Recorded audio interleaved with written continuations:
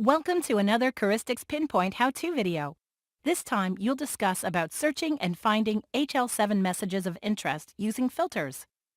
It's like querying a database, but this time, we query HL7 messages.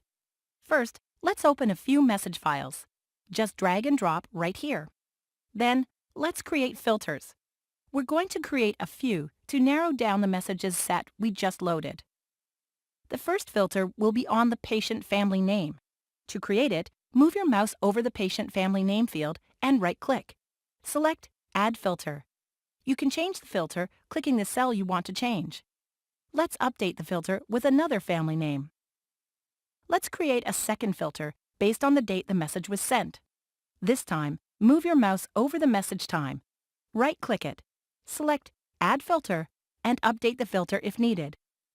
You can even filter on specific message types if needed.